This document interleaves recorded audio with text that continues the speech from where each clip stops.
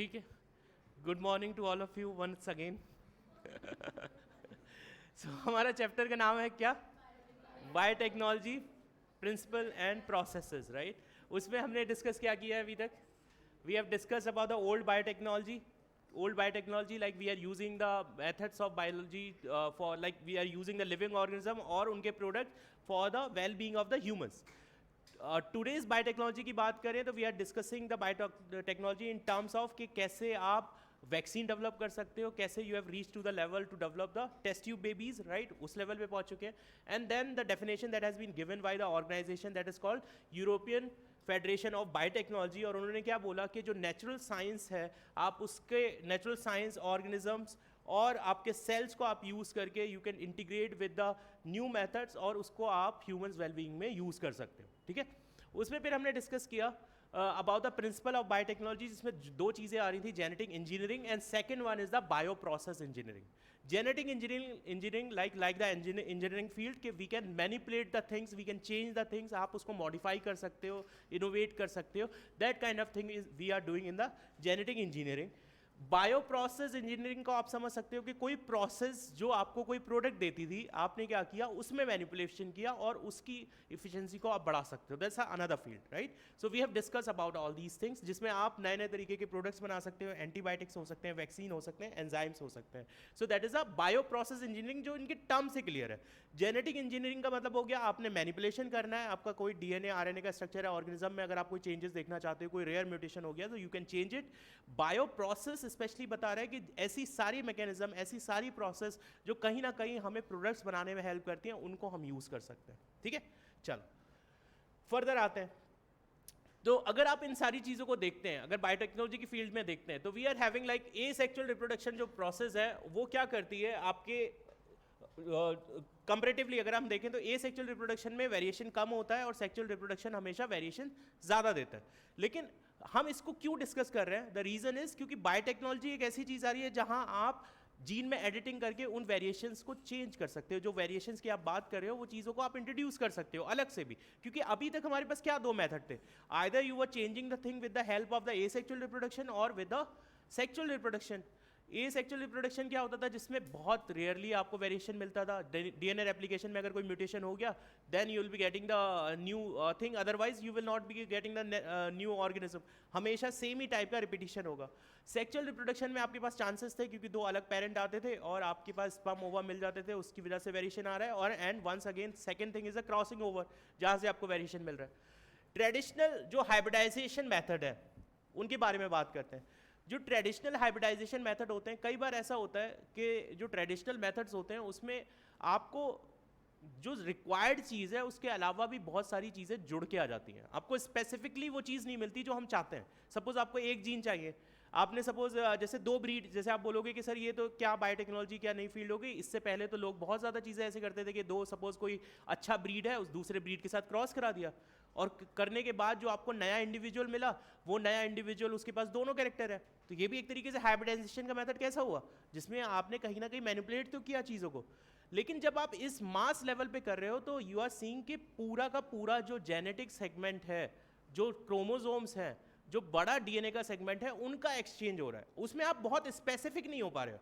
अगर आपको पर्टिकुलरली ये चाहिए कि इस प्लांट का मुझे ऐसी फीचर चाहिए, सपोज कोई प्लांट है जो बहुत कम वाटर में ग्रो कर सकता है या हाई सैलिनिटी में ग्रो कर सकता है, मुझे केवल वही फीचर चाहिए कि जो उसको हेल्प कर रहा है, वही जीन चाहिए जो उसको हेल्प करता है कम वाटर में ग्रो करने के लिए, हाई सैलिनिटी में ग्रो करने के लिए. तो मुझे उस पर्टिकुलर जीन को आइडेंटिफाई करना पड़ेगा, उसको आइसोलेट करके उस ऑर्गेनिज्म में मैं इंट्रोड्यूस कर दूं. तो that's a very good process, क्योंकि हमें वो दो कैरेक्टर चाहिए. क्योंकि जब आप ये दो हाइब्रिड बनाते हो क्रॉसेस के थ्रू, तो बहुत बार ऐसा होता है कि जो डोमिनेंट स्पीशीज आपने दी थी उसके ऐसे कैरेक्टरिस्टिक जो अनवांटेड कैरेक्टरिस्टिक्स थे वो भी साथ में आ गए, जो कि हम नहीं चाहते, राइट. तो वो मेथड्स फिर ओल्ड जो ट्रेडिशनल मेथड्स हैं वो आपको यूज नहीं होंगे. So traditional hybridization process used in plant and animals breeding very often lead to the inclusion and multiplication of the undesired genes along with the desired genes. मतलब अगर आप biotechnology से compare करें तो जो पुरानी फील्ड होती थी उस फील्ड में तो आप ब्रीडिंग तो कराते थे ऑलरेडी, कि आप ये बोलो कि नहीं मुझे अच्छा एक ब्रीड है, ये दूसरा खराब ब्रीड है, इन दोनों को मिला दो हमें एक ऐसा ब्रीड मिल जाएगा और जो ठीक होगा और उसमें दोनों कैरेक्टरिस्टिक होंगे. लेकिन असल में वो क्या होता था, उसमें आप मास लेवल पे दूसरे जीन्स को, अनडिजायर्ड जीन्स को भी कैरी फॉरवर्ड कर रहे थे.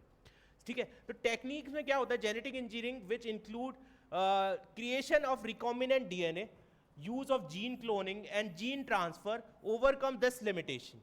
कौन सी लिमिटेशन? कि आपको स्पेसिफिक जो सीक्वेंस चाहिए आप उसी सीक्वेंस को क्या कर पाओगे, यूज कर पाओगे, वो पर्टिकुलर कैरेक्टर ही दे पाओगे। ऐसा नहीं होगा कि कोई भी आप रैंडम सा कैरेक्टर मतलब एक चाहिए था और उसके साथ 100 अलग से कैरेक्टर्स आ रहे हैं, क्योंकि आपको पता है जीन, एक क्रोमोसोम के अंदर तो बहुत सारे जीन्स होते हैं।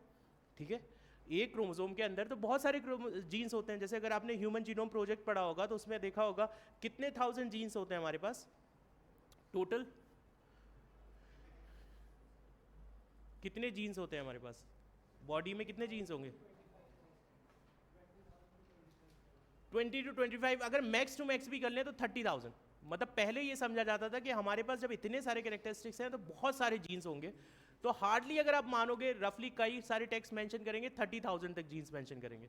इतने सारे जीन्स आपके पास अवेलेबल हैं। ठीक है, अब ये जीन्स ऐसा तो होता नहीं है कि मतलब ये जीन जो होंगे एक क्रोमोसोम के ऊपर बहुत सारे जीन्स हो सकते हैं। जो सबसे छोटा क्रोमोसोम होता है, सबसे कम जो होते हैं वो 231 जीन्स होते हैं। सबसे कम जो जीन होते हैं किसी क्रोमोसोम में, मैं ह्यूमन की बात कर रहा हूँ, सबसे कम जीन है 231। हमारे जितने भी क्रोमोसोम हैं 23 पेयर्स हैं, उसमें सबसे कम जो क्रोमोसोम पे है वो 231 है।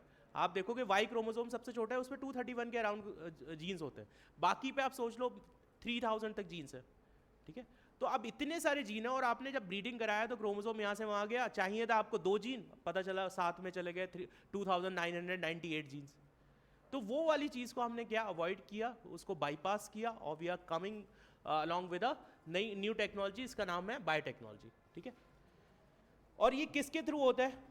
There is a one phenomena जिसको हम क्या बोल रहे हैं Sameer? This is not good. अब कितना आगे बचा ही है,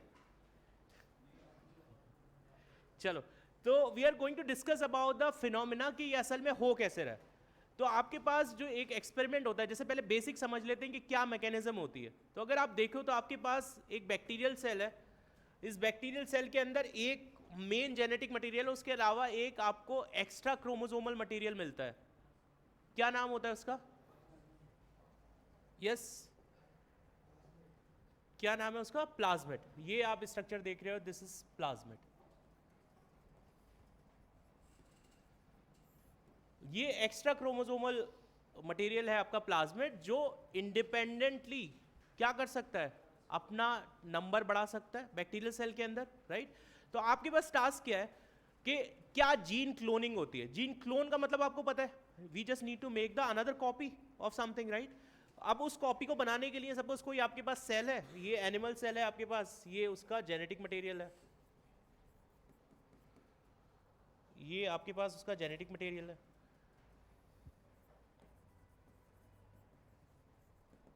ठीक है, तो न्यूक्लियस में आप देख रहे हो, इसमें मान लो कि ये सीक्वेंस है एक, दिस इज अ सीक्वेंस, जो हमारा कैसा सीक्वेंस है, ये एक सीक्वेंस है, मतलब ये पूरा आपका डीएनए था और उसमें एक छोटा सा सेगमेंट है, मान लो कोई हमारी स्पेसिफिक जीन है जो हमें चाहिए, हम चाहते हैं कि हम ये इंट्रोड्यूस कर दें या इसका नंबर बढ़ा लें। सबसे पहला टास्क तो यही होगा कि हमें उस पर्टिकुलर सीक्वेंस को आइडेंटिफाई करना है, उस पर्टिकुलर सीक्वेंस को आइडेंटिफाई करें। इसका अच्छा दूसरा एक मेथड बहुत अच्छा पीसीआर भी है, जो पॉलीमरेज चेन रिएक्शन आप देखते हो, स्पेसिफिकली आप प्राइमर लगाइए, वो स्कैन करेगा पूरे डीएनए को। वो एक बहुत एडवांस मेथड हो गया, लेकिन जो बेसिक एक्सपेरिमेंट जब स्टार्टिंग हुई थी, क्योंकि पॉलीमर जो जो आपका पीसीआर आप पढ़ते हो, पीसीआर आज की चीज़ है जो अब आई है, मतलब अब का मतलब ये भी नहीं कि अभी आई है, मतलब 90s में आपके पास स्टार्टिंग में 2000 के अराउंड आप यूज़ कर रहे थे, कैरीमुलस ने दिया था। ठीक है, लेकिन उससे पहले तक आप क्या करते थे, आप जीन क्लोनिंग करते थे। तो सबसे पहले हम वहाँ से स्टार्टिंग करते हैं कि पहले कैसे किया जाता था। आपके पास ये कोई ऑर्गेनिज्म है, मान लो ये समीर की कोई सेल निकाल ली हमने, और ये इसके अंदर वो सेल है जो इसको बेचती है स्पेशली कैंटीन चाय पीने के लिए।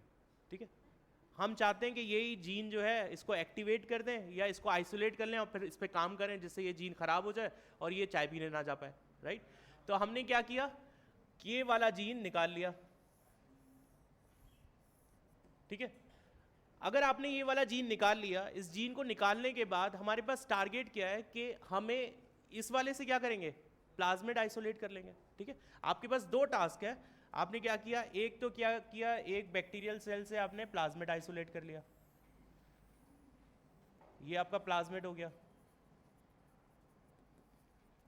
और दूसरा आपने क्या किया, डिजायर्ड जीन, कहीं से भी ले सकते हो, डिजायर्ड जीन आपको क्या लेना है, डिजायर्ड जीन जो भी आपकी मर्जी का जीन है, हो सकता है आपको इंसुलिन बनाना हो सकता है कोई आपको एंटीबायोटिक रेजिस्टेंस देना हो, जो भी आपको देना हो, you can take that particular gene, desired gene बोलेंगे इसको। ये कौन सा जीन है, डिजायर्ड जीन। इन दोनों को आपने क्या कर दिया, फ्यूज कर दिया। हालांकि अभी बहुत इजी लग रहा होगा आपको कि अच्छा ऐसे कैसे हो गया, बस जीन को मिक्स करो और ये फ्यूज हो जाता है, ऐसे नहीं होता। आप इसके लिए बहुत सारे एंजाइम्स को यूज़ करोगे, मैनिपुलेटिंग एंजाइम्स को यूज़ करोगे जो इस प्रोसेस में हेल्प करेंगे। बट उससे पहले समझ लेते हैं कि ये आपने प्रोसेस किया जिससे आपके पास ये सीक्वेंस बन गया,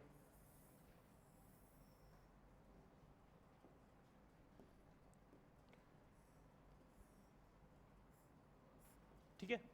ये जो प्लाज्मिड बना, you are having the desired gene in this plasmid, ठीक है। अब आपको क्या करना है, बस ये नहीं कि आपने सीक्वेंस को जोड़ दिया, इट्स ऑल्सो इंपॉर्टेंट कि अगर आप इसको सेल में भेजें तो उसके बाद ये क्या करे, अपना नंबर बढ़ाए, ठीक है। So multiplication of this plasmid in the host cell,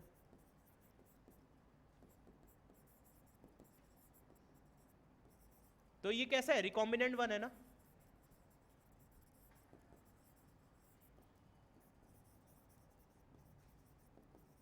host cell में आप क्या कर रहे हो, इसका नंबर बढ़ा रहे हो। प्रोसेस देखने में बहुत इजी लग रही है कि जीन क्लोनिंग का एक्सपेरिमेंट है। क्या करना है, एक आपको बैक्टीरिया लेना है, उसके ऐसा बैक्टीरिया लेना है जिसके अंदर प्लाज्मिड हो अच्छे, उन प्लाज्मिड को क्या करने लीजिए, आइसोलेट कर लीजिए, और क्या करिए साथ में जो सेल से, जिस पर्टिकुलर सेल से आपको क्या चाहिए, सीक्वेंस चाहिए, उसको ले लीजिए, उसका डीएनए निकालिए और उसमें वो पर्टिकुलर सेगमेंट निकाल लीजिए, ठीक है।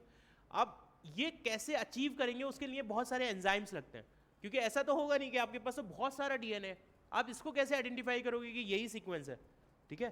तो ऑलरेडी आपके पास जैसे बहुत सारी चीज़ें ऑलरेडी स्टडी हो चुकी है, तो आपके पास सीक्वेंस अवेलेबल होते हैं। जैसे मैं आपको साइट बता रहा हूँ, NCBI करके एक साइट है, पूरा ह्यूमन जीनोम आपको पता है सीक्वेंस हो चुका है। उसके अलावा बहुत सारे प्लांट्स, और हर कोई जो भी उस पर काम कर रहा है, नए नए जीन्स जैसे भी आते हैं, तो ये एक लाइब्रेरी होती है, वहाँ हम लोग सीक्वेंस सबमिट कर देते हैं, ठीक है। ऐसा होता है, जब भी कोई नया सीक्वेंस आता है तो NCBI की साइट पे जाके आप अपना नंबर PMID जनरेट करा के आप उस सीक्वेंस को सबमिट कर देते हो, और अगली बार कोई भी काम करेगा तो उसको सीक्वेंस मिल जाएगा। इवन वहाँ पर कुछ सॉफ्टवेयर भी हैं, आप सीक्वेंस उठाइए, अगर आपको कभी कंपैरिजन करना हो तो आप NCBI की साइट विजिट करना, वहाँ पर दो सॉफ्टवेयर हैं, ब्लास्टा एंड फास्टा, ठीक है। आप दो सीक्वेंस उठाओगे, आपको ये देखना है कि मेरा ह्यूमन का ये पर्टिकुलर जीन फ्रॉग के या फिर माइस के या जो भी मॉडल ऑर्गेनिज्म है, आप उसको उठाइए, दोनों के सीक्वेंस उठाइए और ब्लास्टा कर दीजिए। एक बार ऐसे मतलब बस में ऐसे बात मत करना, चलो आज जाके सीक्वेंस ब्लास्टा करेंगे, तो पुलिस तुम्हारा फास्टा कर देगी फिर, ठीक है।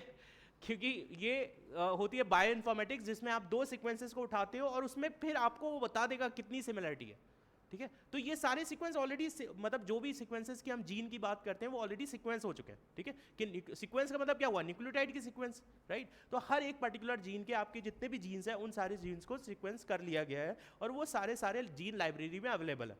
उन जीन लाइब्रेरी में उठाइए और आप उसको यूज़ कर सकते हो। कभी भी अगर सपोज मान लो आपको किसी कैंसर पे काम करना है, ठीक है, आप कोई साइंटिस्ट बनना चाहते हो, आपको कैंसर पे काम करना है, आप उसकी नॉर्मल जीन उठा लो जीन लाइब्रेरी में जाके, और फिर म्यूटेशन स्टडी कर लो। भाई आपको कैसे पता चलेगा, आपने किसी इंडिविजुअल को लिया, मतलब मैं जैसे बताऊं कि कैसे आइडेंटिफाई करेंगे, आपको कैसे पता चलेगा म्यूटेशन कैसे हुआ। आपके पास कोई कैंसर पेशेंट आया, आपने क्या किया, उसका डीएनए ले लिया, डीएनए लेने के बाद आपने देखा कि इस पर्टिकुलर क्रोमोसोम पे या जो भी डीएनए आइसोलेट होकर आता है, आप उसका प्राइमर लगा दोगे।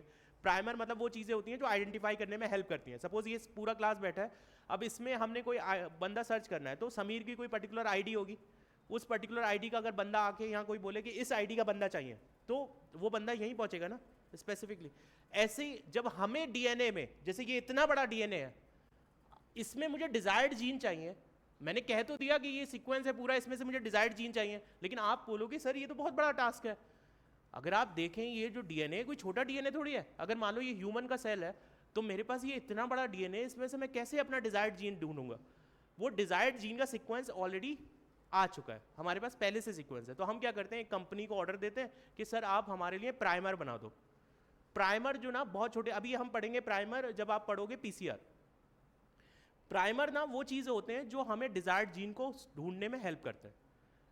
वो क्या करेंगे, वो पर्टिकुलरली जाएंगे, ये जो डीएनए होगा यहीं जाके बाइंड कर जाएगा, पूरे डीएनए में कहीं जाके बाइंड नहीं करेगा, यहीं जाके बाइंड करेगा, और इसमें इसके ऊपर एक मॉलिक्यूल लगा होगा जो फ्लोरेसेंट भी होगा, ठीक है।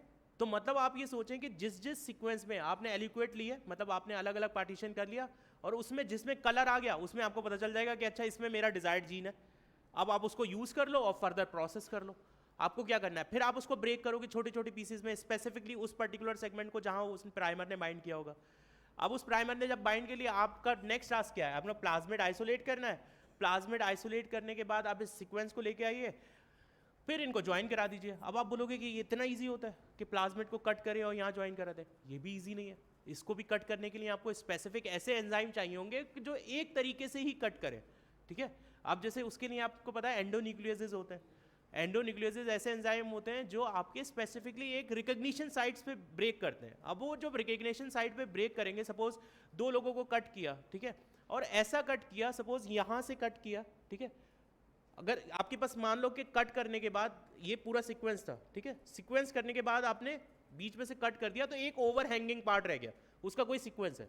दो अलग अलग साइड पे अगर यहाँ एक एंजाइम कट कर रहा है सिमिलर टाइप का, वो एक सीक्वेंस को रिकग्नाइज करता है ATGC, मान लो मैं ऐसे रैंडम कोई नंबर दे रहा हूँ, ठीक है, इस पे भी वो उसको ही रिकग्नाइज करेगा ATGC।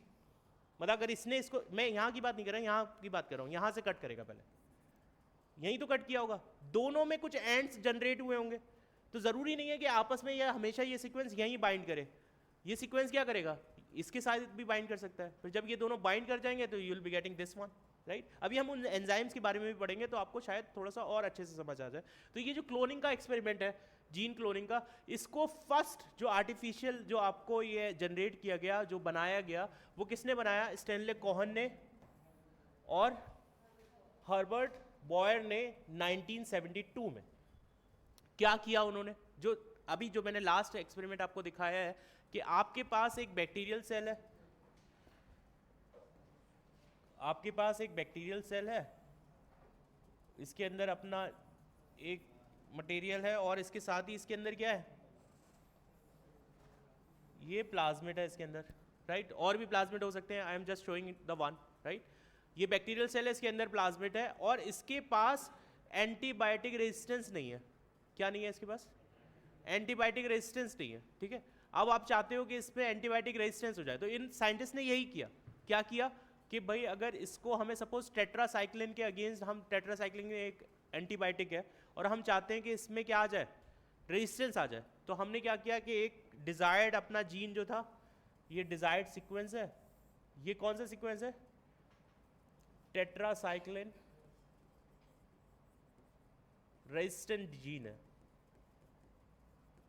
आप सोच सकते हो कि अगर मैं इस जीन को यहां डाल दूंगा, इस बैक्टीरिया के पास डाल दूंगा, तो इसके पास क्या कैपेबिलिटी आ जाएगी कि अगर हमने इसको एक ऐसे मीडियम में रखा जिसमें टेट्रासाइक्लिन एंटीबायोटिक है, तो क्या ये बैक्टीरिया मर पाएगा, नहीं मरेगा, क्योंकि इसके पास कौन सा जीन है, टेट्रासाइक्लिन रेजिस्टेंट जीन है। तो इन लोगों ने यही अचीव किया कि इन्होंने एक बैक्टीरिया यूज किया, सल्मोनेला टाइफिम्यूरियम, और उसके बाद उसके अंदर, मतलब उसके पास जो रेजिस्टेंट का जीन था उसको किस में ट्रांसफर कर दिया, ई कोलाई में ट्रांसफर कर दिया। और उसके बाद आपने क्या अचीव किया, सेम चीज़ जो मैंने आपको बोला कि सेम आपके पास ये प्लाज्मिड है और ये आपके पास डिजायर्ड जीन है, ये आपके पास डिजायर्ड जीन सीक्वेंस है, और इन दोनों को आप क्या करिए, ज्वाइन कर दीजिए। और ज्वाइन करने के बाद फाइनली आपके पास क्या आ जाएगा, you are having a sequence जिसके पास एक मॉडिफाइड सीक्वेंस है, और ये this is the recombinant one.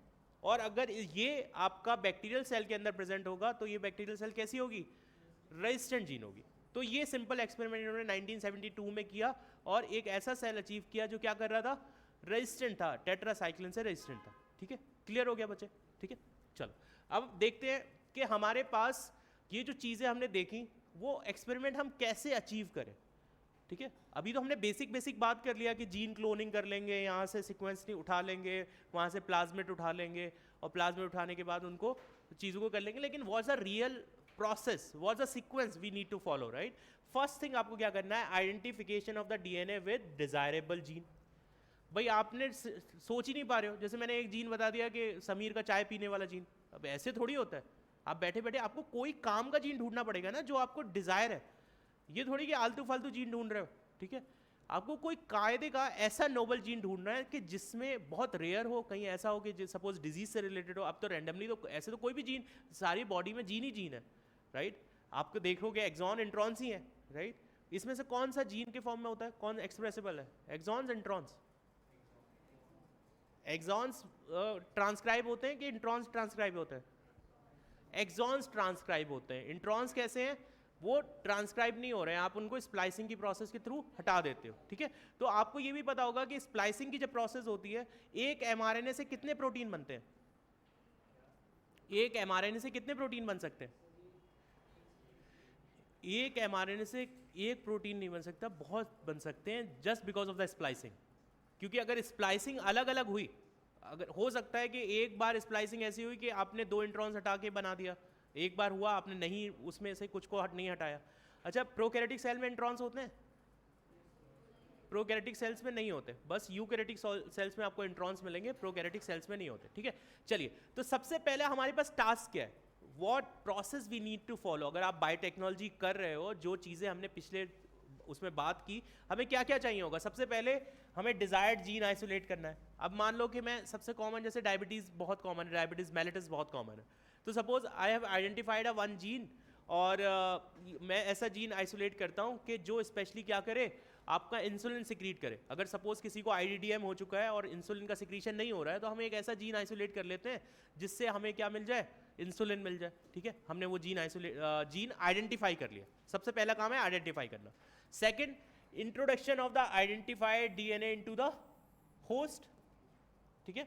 आप क्या करोगे, जो भी होस्ट सेल होगा भाई उसके अंदर आपको क्या करना है, इसको इंट्रोड्यूस करना है, जिसमें भी आप चाह रहे हो। सपोज अगर आप चाहते हो कमर्शियल लेवल पे इंट्रोड्यूस करना, तो आप किस में डाल दोगे, ऐसे सेल में डालोगे जो जल्दी जल्दी डिवाइड करे, राइट। मतलब हम ऐसा तो नहीं चाहेंगे ना कि ऐसे में डिवाइड, ऐसे ऑर्गेनिज्म में डालने जिसका डिवीजन टाइम बहुत ज़्यादा है, ठीक है। हम जैसे मोस्टली प्रोकैरियोटिक सेल में डालेंगे तो उसमें बहुत जल्दी जल्दी डिवाइड होकर बढ़ जाएगा, that is for the commercial purpose, production के लिए, ठीक है। लेकिन अगर सपोज हमें किसी इंडिविजुअल में डायरेक्टली किसी जीन में एडिटिंग करनी है, तो हम ऑब्वियसली उस होस्ट के अंदर डालेंगे, ठीक है। तो that's why they have told कि introduction of the identical DNA into the host, ठीक है।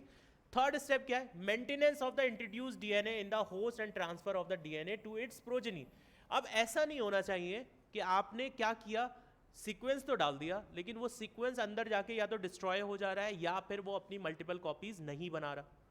ऐसा भी नहीं होना चाहिए, मतलब उसको अपना सा लगे, ठीक है। अगर अपना सा लगेगा तभी तो वो उसको डिवाइड करने में हेल्प करेगा। अगर उसको नहीं लगा, जो सीक्वेंस आपने दिया है, इंट्रोड्यूस तो करा दिया आपने होस्ट सेल के अंदर, लेकिन वो क्या कर रहा है, मल्टीप्लाई नहीं कर रहा या अपना नंबर इंक्रीज नहीं करना, फिर तो उसका कोई फायदा नहीं है।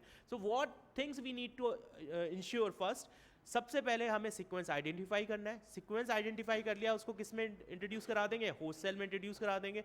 And then last thing that we need to ensure is कि वो उसके अंदर क्या हो रहा हो, होस्ट के अंदर मेंटेन हो रहा हो या मल्टीप्लाई हो रहा हो। मेंटेन होने के बाद ऐसा ना हो कि डिस्ट्रॉय हो जाए, राइट। चलो, अब इन सारी चीजों को अचीव करने के लिए, हमारे पास कुछ टूल्स है। कौन कौन से, बायोटेक्नोलॉजी में आपको बहुत अच्छे अच्छे टूल्स दिए गए जिसके थ्रू आप जीनोम के साथ खेल सकते हो, बहुत अच्छी चीज़ें कर सकते हो, ठीक है। तो वो क्या क्या है, आपके पास है डीएनए मैनिपुलेटिंग एंजाइम्स। क्या है, डीएनए मैनिपुलेटिंग एंजाइम्स। ये डीएनए मैनिपुलेटिंग एंजाइम्स में सबसे पहले आपके पास आते हैं रिस्ट्रिक्शन एंजाइम्स। कौन से एंजाइम, बहुत इंपॉर्टेंट एंजाइम है रिस्ट्रिक्शन एंजाइम, जिनको मॉलिक्यूलर सीजर्स भी बोलते हैं, ठीक है। उसके बाद आ गए पॉलीमरेज एंजाइम्स, और फिर थर्ड है आपके पास लाइगेजेस, जिनको मॉलिक्यूलर ग्लू बोलते हैं। अगर कभी डीएनए ब्रेक हो जाता है तो लाइगेट करने के लिए, उसको बांधने के लिए you are using the ligases, right. चलिए, सबसे पहले हम बात करते हैं रिस्ट्रिक्शन एंजाइम्स की, राइट। रिस्ट्रिक्शन एंजाइम की अगर हम डिस्कवरी देखें तो आपको पता है क्या बैक्टीरिया के ऊपर वायरस इन्फेक्ट कर सकता है। हालांकि सुनने में बड़ा अजीब लगता है कि यार बैक्टीरिया जो हमें बीमार कर दे रहा है, क्या उसको वायरस इन्फेक्ट कर सकता है? कौन करता है? बैक्टीरियोफाज। जो बैक्टीरियोफाज होते हैं वो क्या करते हैं, ठीक है। जैसे लैम्डाफाज एक एग्जाम्पल है बैक्टीरियोफाज का। तो ये जो बैक्टीरियोफाज होते हैं वो किसको इन्फेक्ट करते हैं? In fact bacteria.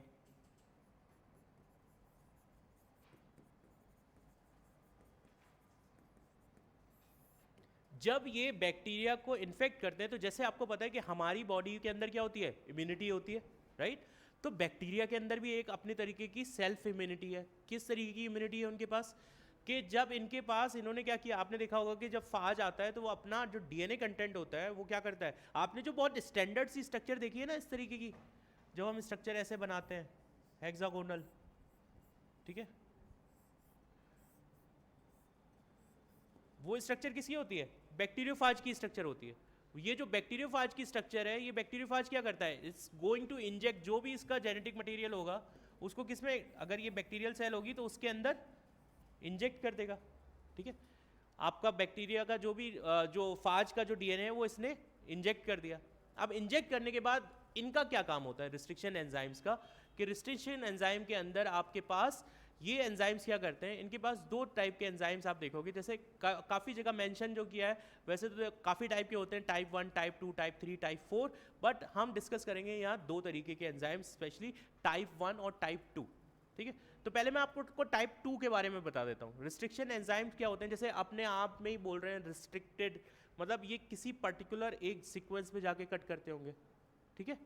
तो ये किसी पर्टिकुलर सीक्वेंस में जाके कट करते हैं, तो इनकी क्या एक्टिविटी थी, स्पेशली फाज के केस में देखें ये क्या करते थे, इनके पास दो एक्टिविटी थी, एक थी मिथाइलेज एक्टिविटी, कौन सी एक्टिविटी,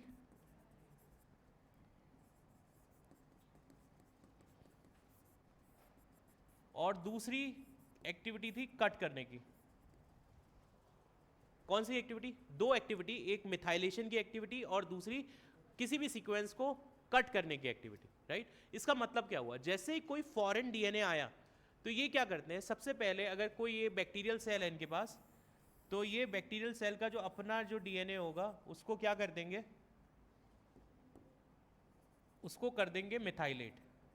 कौन कर रही है, मिथाइलेशन हो गया। ये किसने क्या किया, इसके पास जो एंजाइम्स थे उन्होंने क्या किया, पहले मिथाइलेशन कर दिया।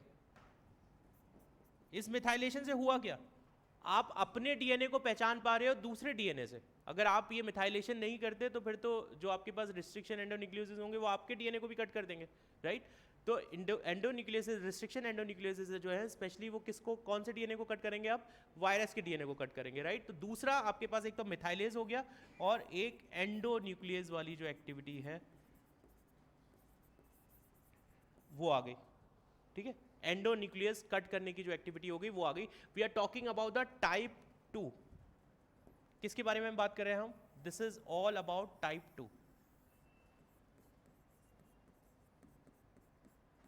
ठीक है। अभी डिस्कस करेंगे टाइप 1 क्या होते हैं, टाइप 2 क्या होते हैं। अभी पहले आप टाइप 2 समझ लो, जिसका आपको एनसीईआरटी में मेंशन किया गया है स्पेशली, कि ये ऐसे एंजाइम्स हैं जिसमें दो स्पेसिफिक एंजाइम होंगे।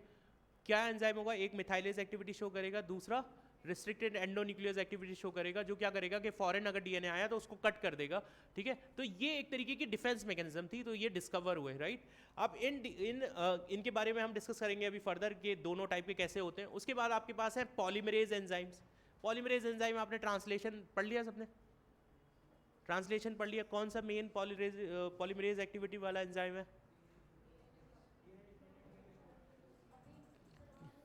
कौन होता है, अभी नहीं पढ़ा है कि अभी तो हो चुका होगा सिलेबस, वहाँ तक नहीं हुआ, अच्छा चलो। तो अगर आपका जो डीएनए होता है तो उसमें डीएनए पॉलीमरेज डिफरेंट टाइप के होंगे, DNA polymerase third, second, first. कौन सा मेन एंजाइम है तीनों में, DNA polymerase third. DNA polymerase third में कैसी होती है एक्टिविटी, क्या हुआ बच्चे, तुम इतना जो मुस्कुरा रहे हो, क्या खुशी है जिसको दिखा रहे हो, मतलब ये तीसरी चौथी बार हो गया इसलिए थोड़ा सा वो हो रहा है। मैं या तो शेयर कर लो या हंसो मत अभी, ठीक है। वो डिस्टर्बिंग हो रहा है इसलिए मैं पूछ रहा हूँ, या तो मुझे लग रहा है मैं वो फनी लग रहा हूँ तो बता दो, फिर मैं वो चेंज कर लूँ चीज़। पेट दिख रहा है तो मतलब सामने से ऐसा लगता है ना कि there is something that you want to share, तो अगर है कुछ तो शेयर कर लो, क्योंकि फिर वो प्रॉब्लम करता है। फिर बताओ, अरे कुछ तो होगा, जब 3-4 बार से हंस रहे हो तो ऐसे तो हो नहीं सकता। हाँ अरे यार बता दो, ऐसी कोई बात नहीं है शर्माने की, कुछ है तो शेयर कर सकते हो। चलो तो वापस आ जाते हैं।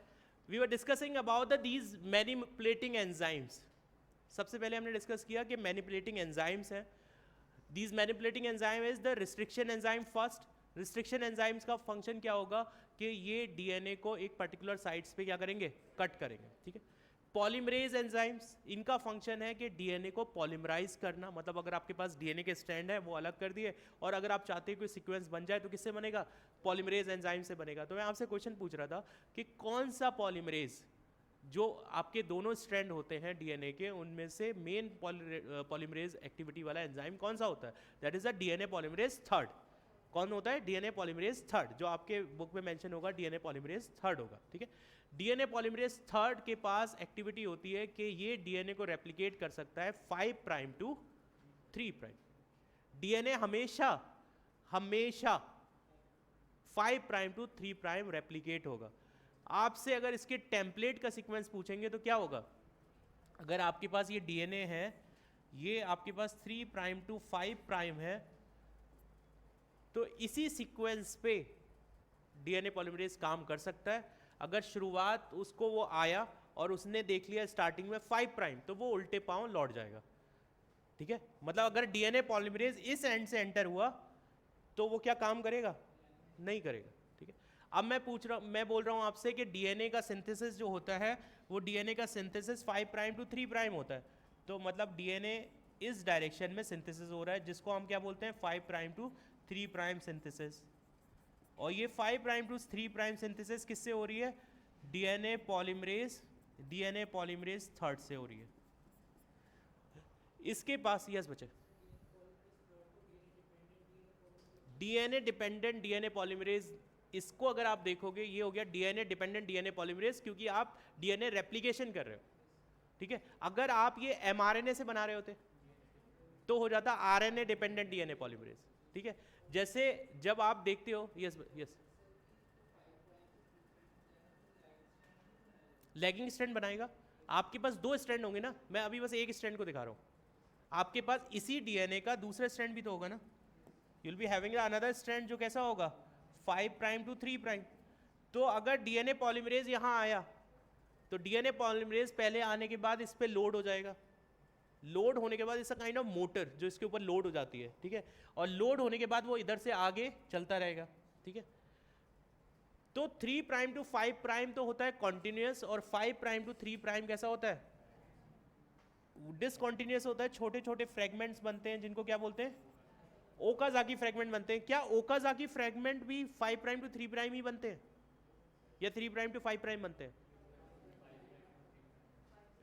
पॉलीमरेज एक्टिविटी हमेशा 5 प्राइम टू 3 प्राइम होगी, इट डजंट मैटर कि वो कंटिन्यूस हो रहा है कि डिसकंटिन्यूस हो रहा है, राइट। आपका ये कॉन्टिन्यूस स्ट्रैंड है जिसमें 5 प्राइम टू 3 प्राइम आप सिंथेसिस कर रहे हो, लेकिन ओकाजाकी फ्रेगमेंट जो छोटे छोटे बन रहे हैं उनका भी सीक्वेंस क्या होगा, 5 prime to 3 prime, 5 prime to 3 prime, 5 prime to 3 prime. इस तरीके के छोटे छोटे फ्रेगमेंट्स बनते हैं, इन्हीं को क्या बोलते हैं, ओकाजाकी फ्रेगमेंट। और इन ओकाजाकी फ्रेगमेंट को आपस में जोड़ने के लिए ये जो एक्टिविटी होती है, तब आपके पास डीएनए लाइगेज भी आएगा और वन मोर एंजाइम, क्योंकि आपको एक जगह रिक्वायरमेंट ऐसी भी होगी कि आपको 3 प्राइम टू 5 प्राइम भी सिंथेसिस करनी पड़ेगी, और वो पॉलीमरेज एक्टिविटी बस एक एंजाइम के पास होती है जिसका नाम होता है डीएनए पॉलीमरेज 1। कौन सा एंजाइम, डीएनए पॉलीमरेज 1 बहुत यूनिक एंजाइम है, वरना पूरे सिस्टम में आपको ये एक्टिविटी कहीं नहीं मिलेगी। ये एक्टिविटी बस एक एंजाइम के पास होती है जिसका नाम होता है डीएनए पॉलीमरेज 1, जो 5 प्राइम टू 3 प्राइम भी कर सकता है और 3 प्राइम टू 5 प्राइम भी सिंथेसिस करता है, लेकिन वो इस सिस्टम में मेन एंजाइम नहीं है। मेन एंजाइम कौन है, डीएनए पॉलीमरेज थर्ड, जो कि दोनों स्ट्रैंड पे काम करता है। अब आप सोचोगे कि यहां तो कर रहा था, यहां कैसे करता है, वो क्या कर रहा है, छोटे छोटे पीसेस में ब्रेक करके, मतलब उसकी 2 यूनिट होती है, एक यहां लोड हो गई या एक यहां लोड हो गई, ठीक है। ये वाली यूनिट इधर मूव कर रही है, ये वाली यूनिट इधर मूव कर रही है। ये बहुत कॉम्प्लेक्स मैकेनिज्म है। अगर आप देखोगे तो 2 यूनिट आपस में जुड़ी होती हैं, एक इधर आगे भाग रही होती है, एक इधर भाग रही होती है, ठीक है। वो छोटा सा पीस बनाएगी, फिर छोटा सा पीस बनाएगी, फिर छोटा सा पीस बनाएगी, मतलब हर बार उसकी लोडिंग होनी है, फिर अनलोडिंग होनी है, लोडिंग अनलोडिंग, लोडिंग अनलोडिंग इस यूनिट की, और ये यूनिट कंटिन्यूसली चलती चली जा रही है। और दोनों के दोनों क्या है, डीएनए पॉलीमरेज थर्ड है। अब उसके बाद अगर कहीं आपको रिक्वायरमेंट है, क्योंकि आपको एक एंड तो ऐसा मिलेगा ना, जैसे आप देख सकते हो यहां तो आपको स्टार्टिंग का एंड मिल गया, लेकिन ये जो 5 प्राइम टू 3 प्राइम है, इसको पता है आपको डीएनए पॉलीमरेज तो लोड होगा नहीं इस पे, मतलब इसको तो देखेगा नहीं। अब एक टाइम तो ऐसा आएगा ना कि 3 प्राइम एंड खत्म हो जाएगा, आपको एक प्राइमर लगाना पड़ता है, उसके लिए आपको उस टाइम पे रिक्वायरमेंट पड़ेगी डीएनए पॉलीमरेज 1 की, राइट। और इसीलिए जितनी बार डीएनए रेप्लिकेशन होता है, you are losing some of the DNA of yours, जिसको बोलते हैं टीलोमेयर का जो डीएनए है, और उसी वही रिलेट करता है एजिंग के साथ। आपकी जो एजिंग होती है, नहीं दैट्स नॉट, टीलोमरेज का जो सीक्वेंस है आपका, हर बार जब आप रेप्लिकेट करते हो, आपकी सेल रेप्लिकेट करती है, तो आप टीलोमरेज का कुछ सीक्वेंस लूज करते हो, और दैट इज रिलेटेड कि आपकी एजिंग कैसे होती है। अगर आप उस सीक्वेंस को उसको कहीं कंट्रोल कर पाओ, तो वो मैकेनिज्म भी बहुत इंटरेस्टिंग है, जो आपकी एजिंग के प्रोसेस को स्लो डाउन करेगी। बिल्कुल बिल्कुल बिल्कुल, यस बच्चे। नहीं, वो आपका स्किन की वजह से बोलते हैं, वो एंटी एजिंग, मतलब वो एंटी एजिंग का मतलब उनके दिमाग में बस यही है कि स्किन तुम्हारी ग्लो करती रहे तो तुम एंटी एजिंग हो। लेकिन डीएनए के लेवल पे अगर हम बात कर रहे हैं, तो it will be relevant to the telomerase. जो टीलोमेयर सीक्वेंस होते हैं, टीलोमेयर सीक्वेंस आपने देखा होगा, जो क्रोमोसोम के एंड पे जो बचा वो दैट इज अ टीलोमेयर। तो हर बार जब आप रेप्लिकेशन करते हो तो सारा सीक्वेंस तो आप बना लेते हो, लेकिन टीलोमेयर वाले कुछ सीक्वेंसेस रह जाते हैं, ठीक है। चलिए, तो वापस आ जा रहे हैं, पॉलीमरेज एंजाइम्स के बारे में हमने समझ लिया। जब अभी बॉटनी में पढ़ोगे तो याद रखना, डीएनए पॉलीमरेज 3rd इंपॉर्टेंट है। डीएनए पॉलीमरेज 1 ऐसा है जिसके पास दोनों एक्टिविटी है, राइट। लाइगेज क्या करते हैं, बाइंड कराते हैं। डीएनए को सबसे पहले जाके खोलेगा कौन, हेलिकेजेस। आपके पास जितने, जब डीएनए का सीक्वेंस आप पहुंचे तो सबसे पहले आपको क्या करना है, स्ट्रैंड को सेपरेट करना है। तो उसके लिए आपके पास होता है एंजाइम हेलिकेज। हेलिकेज डीएनए को ओपन कर देता है। उसके साथ आपको एक एंजाइम चाहिए होता है जिसका नाम होता है टोपोआइसोमरेज, क्योंकि डीएनए हेलिक्स है। अगर आपका वो हेलिक्स के, अगर आप वो जो उसका हैंडेडनेस है या उसके जो स्पाइरल्स है, अगर आप उसको रिलैक्स नहीं करोगे तो डीएनए में तो बहुत स्ट्रेन आ जाएगा। क्योंकि ऐसा नहीं होता कि एक बार में आप पूरे डीएनए को जड़ से पकड़ के यूं करके अलग कर देते हो। You are making a replication fork जो पार्शियली ओपन होता जाता है, ठीक है। अब अगर आपने किसी चीज़ को पार्शियली ओपन किया तो वो तो पीछे तो बहुत स्ट्रेस क्रिएट कर देगा ना, पीछे वाले डीएनए में। तो उसके जो छल्ले होते हैं, मतलब जैसा the curls that DNA is having, you need a one enzyme जो टोपोआइसोमरेज क्या करता है, डीएनए की क्वाइलिंग और अनक्वाइलिंग करता है।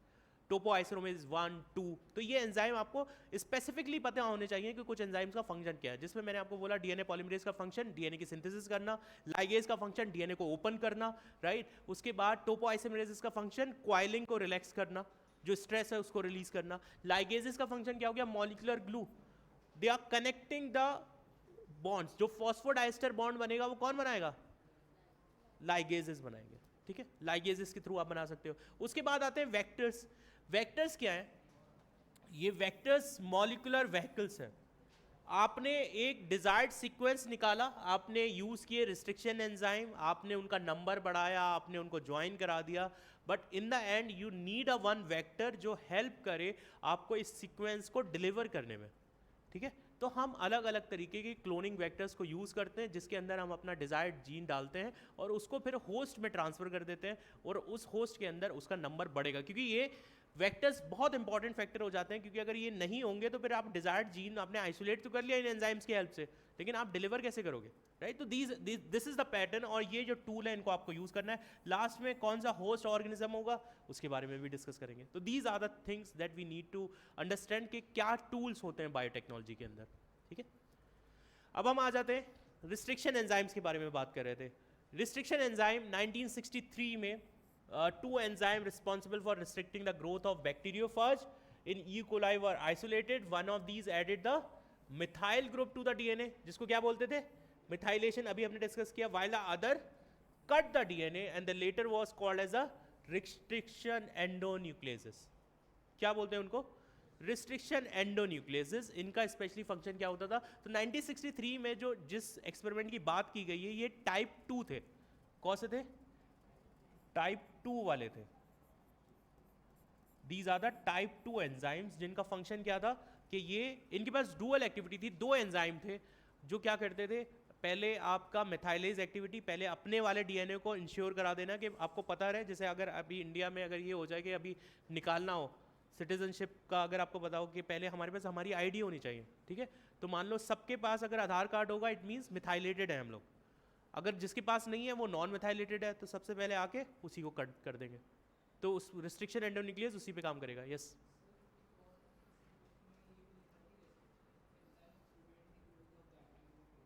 प्रिवेंट द ग्रोथ ऑफ, हाँ बच्चे बैक्टीरियोफेज की तो ग्रोथ को स्टॉप करेगा क्योंकि उसी के तो डीएनए को कट कर रहा है।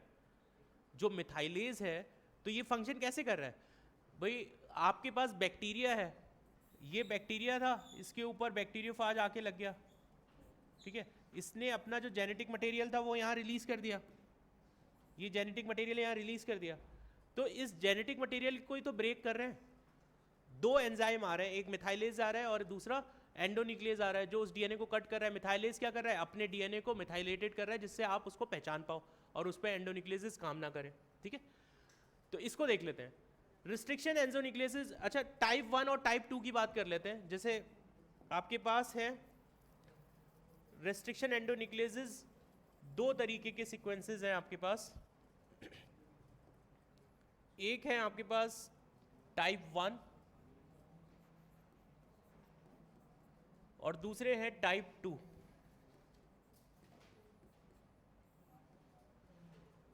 टाइप 1 जो होते हैं, अगर टाइप 1 रिस्ट्रिक्शन एंडोन्यूक्लियस की आप बात करोगे, we are talking about the restriction endonuclease 1, restriction endonuclease जिसमें टाइप 1 है, टाइप 2 है। टाइप 1 जो होते हैं इनके पास दोनों एक्टिविटी होती हैं। कौन कौन सी? एक ही एंजाइम के पास दो एक्टिविटी है, मिथाइलेज भी और कट करने वाली भी, ठीक है। कौन कौन सी एक्टिविटी है? Dual activity in single enzyme. क्या? एक है मिथाइलेज और दूसरी एंडोन्यूक्लियस, प्लस इसको एटीपी चाहिए होता है, प्लस मैग्नीशियम चाहिए होता है अपनी एक्टिविटी के लिए, ठीक है। मतलब अगर ये वाले एंजाइम्स की बात करें, कुछ ऑर्गेनिज्म में टाइप 1 टाइप के एंडोन्यूक्लियस मिलेंगे जिसमें मिथाइलेज एक्टिविटी अलग नहीं होती, एक ही एंजाइम के अंदर मिथाइलेज एक्टिविटी भी है, प्लस क्या है, एंडोन्यूक्लियस एक्टिविटी भी है। कि कोई अगर बाहर से फॉरेन मटेरियल आया तो पहले अपने वाले को मिथाइलेज मतलब मिथाइलेटेड कर देना है, फिर दूसरे वाले को कट करना है। लेकिन आप इससे समझ सकते हो कि अगर इस तरीके का मेथड होगा तो it will take some lag, कि अगर आपको दो फंक्शन संभालने हैं एक ही इंसान को, तो उसकी थोड़ी सा एक्टिविटी में डिफिशियंसी हो जाएगी, राइट। वो पहले मिथाइलेट करे या पहले फॉरेन डीएनए को कट करे, राइट। तो आपके पास टाइप 2 आता है तब। टाइप 2 में जो आपने इको R1 पढ़ा है, ठीक है, टाइप 2 का अगर आप देखें तो टाइप 2 में क्या होता है कि they are having the separate activity. Separate activity कैसी होती है? आपके पास दो एंजाइम होते हैं, एक मिथाइलेज और दूसरा एंडोन्यूक्लियस।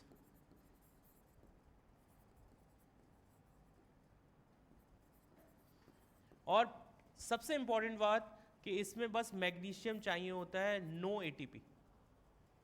इसके लिए आपको एटीपी नहीं चाहिए। जब आप इको R1 या एंडोन्यूक्लियस की टाइप 2 की बात कर रहे हो, जो कि एनसीईआरटी में स्पेशली टाइप 2 की बात की गई है, तो इसमें इंपॉर्टेंट बात यह है कि ये क्या यूज़ नहीं करते, एटीपी यूज़ नहीं करते। तो आप समझ सकते हो कितने इफिशिएंट होंगे कि अगर एटीपी यूज़ नहीं कर रहे हैं और मैग्नीशियम से ही इसका काम चल जा रहा है, ठीक है। और ये एक पर्टिकुलर सीक्वेंसेस पे जाकर ही कट करते हैं, जो इनके रिकग्निशन सीक्वेंसेस हैं वही जाके कट करते हैं। ये क्या करते हैं, जो टाइप 1 होते हैं ये उसके आगे पीछे कहीं कट कर सकते हैं, ये बहुत स्पेसिफिक नहीं होते। लेकिन टाइप 2 कैसे होते हैं, बहुत स्पेसिफिक होते हैं और उन्हीं सीक्वेंसेस पे कट करेंगे जहां आपको सीक्वेंस दिया गया। Is it clear? ठीक है। रिस्ट्रिक्शन एंडोन्यूक्लियस की हम बात कर रहे थे और रिस्ट्रिक्शन एंडोन्यूक्लियस में हमने डिस्कस किए टाइप 1 और टाइप 2। टाइप 1 कैसे हैं, जिनके पास डुअल एक्टिविटी है मिथाइलेज की और एंडोन्यूक्लियस की। टाइप 2 ऐसे हैं जिनके पास अलग अलग सेपरेट एक्टिविटी है, इनके लिए एटीपी की रिक्वायरमेंट नहीं होती और ये रिकग्निशन साइट्स, इनकी रिकग्निशन साइट्स होती हैं।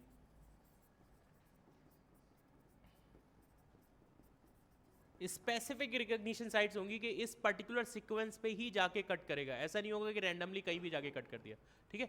चलिए तो उसके बारे में डिस्कस कर लेते हैं। अब ये जो रिस्ट्रिक्शन एंडोन्यूक्लियस होते हैं, these are of two type. एक होता है एक्सोन्यूक्लियस और दूसरा कैसा होता है, एंडोन्यूक्लियस। अब बहुत ईजी है, समझना कोई मुश्किल नहीं है। एक्सोन्यूक्लियस क्या हो गया, those are cutting at the ends, right. ऐसे रिस्ट्रिक्शन एंडोन्यूक्लियस जो कहाँ कट करते हैं, एंड्स पे कट करते हैं। जैसे कि आप देख रहे हो ये 5 प्राइम टू 3 प्राइम वाला एक डीएनए था, ये 3 प्राइम टू 5 प्राइम वाला एक डीएनए था। ये कोई एक्सोन्यूक्लियस इस पे कट कर रहा है और ये क्या कर रहा है, ये 3 prime to 5 prime exonuclease activity दिखाई गई है कि 3 प्राइम टू 5 प्राइम धीरे धीरे उसको क्या कर रहा है, छोटे छोटे पीसेस में ब्रेक कर रहा है. यू कैन सी हियर, ये जो आप पीसेस देख रहे हो, all these are what, small small pieces of DNA. आपने इसको कट कर दिया. ये कौन सी एक्टिविटी है? अगर ब्रेक डाउन यहां से यहां हो रहा है, this is 3 prime to 5 prime exonuclease activity. ये टर्म समझना इंपॉर्टेंट है. यस बच्चे, वो भी एंडोन्यूक्लियस है स्पेसिफिक उसमें, लेकिन उसमें स्पेसिफिक वो नहीं होता, थोड़ा सा स्पेसिफिक साइड से इधर वो करता है. टाइप 2 रिकॉग्निशन साइड होते हैं. मतलब टाइप 2 में अगर देखेंगे तो स्पेशली एक पर्टिकुलर सीक्वेंस पे कट करेंगे. टाइप 1 वाले इधर उधर भटक सकते हैं थोड़ा. टाइप 1 और टाइप 2 में यही फर्क होता है. टाइप 1 और टाइप 2 में अगर हम देखेंगे तो टाइप 2 मतलब there is a broad classification जिसमें मेनली रिकॉग्निशन साइड्स भी इन्वॉल्व है. अगर स्पेसिफिक सीक्वेंस आप देखें तो वो मेनली टाइप 2 में मिलते हैं. ठीक है. टाइप 1 में जैसे उसमें आपके वो भी रिस्ट्रिक्शन एंडोन्यूक्लियसेस है, लेकिन कैटेगरीज है. इसमें टाइप 1 यही 2 कैटेगरी नहीं है, 4 कैटेगरी है. तो जो एक तरीके से जब आप बोलते हो ना कि जैसे ह्यूमन का इवोल्यूशन हुआ, उसी तरीके से एंजाइम्स का भी तो अपना इवोल्यूशन हुआ है ना.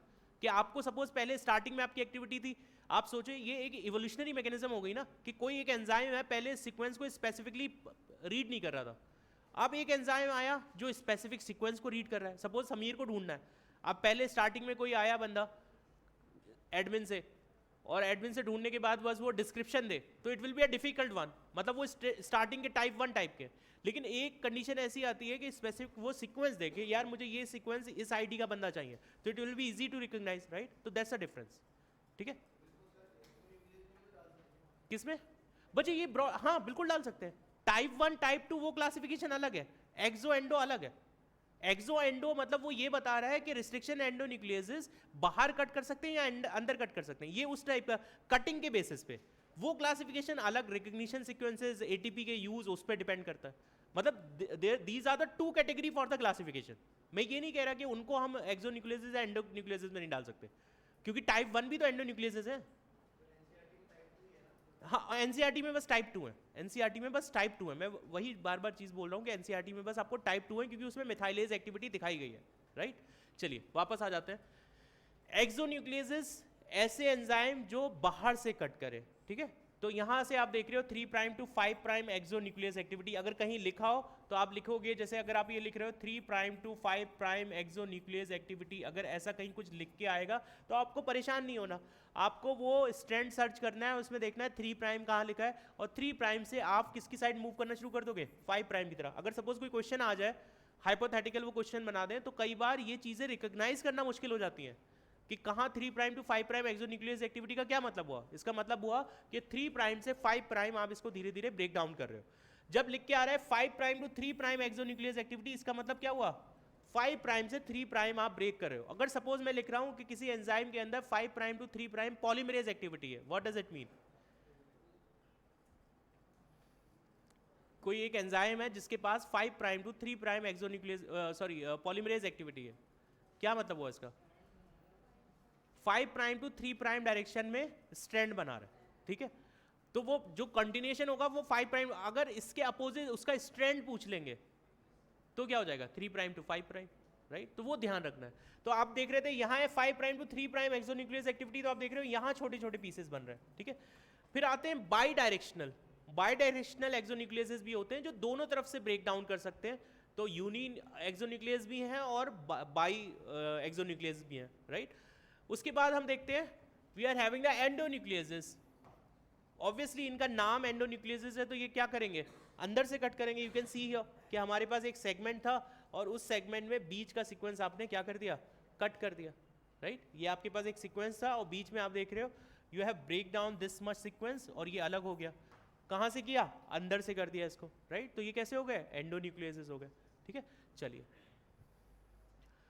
इन एंडोन्यूक्लियसेस की भी टाइप 1 टाइप 2 हम ऑलरेडी डिस्कस कर चुके हैं बच्चे.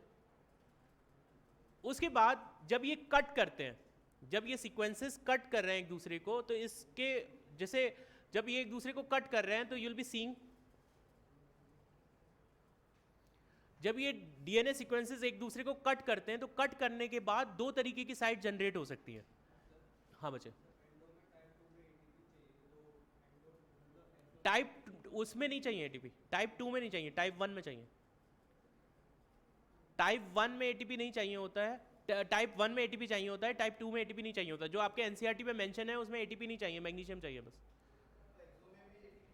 एक्सो के लिए अगर आप देखेंगे, एक्सो जो वो कैटेगरी अलग है, मतलब वो उसमें चाहिए, हो भी सकता है नहीं भी हो सकता है, इट डिपेंड्स वो टाइप 1 में आ रहा है कि टाइप 2 में आ रहा है, क्योंकि वो दूसरा क्लासिफिकेशन है ना, उसमें एटीपी हो सकता है वो टाइप 1 का हो। अगर टाइप 1 का हो सकता है तो चाहिए होगा, अगर टाइप 2 का होगा तो नहीं चाहिए होगा। ठीक है, टाइप 3 भी है, टाइप 4 भी है। ठीक है, चलिए तो वापस आ जाते हैं। तो जब आप एंडोन्यूक्लियोसिस से कट करते हो डीएनए को, तो कट करने के दो तरीके होते हैं। एक तो आपके पास डीएनए का स्ट्रैंड है और आपने क्या किया, you have cut it down, आपने इसको कट कर दिया यहां से। ठीक है, और कट करने के बाद जो एंड जनरेट हो रहे हैं वो दो तरीके से जनरेट हो रहे हैं। एक तो ये हो सकता है कि आपके पास ये स्ट्रैंड बन रहा है,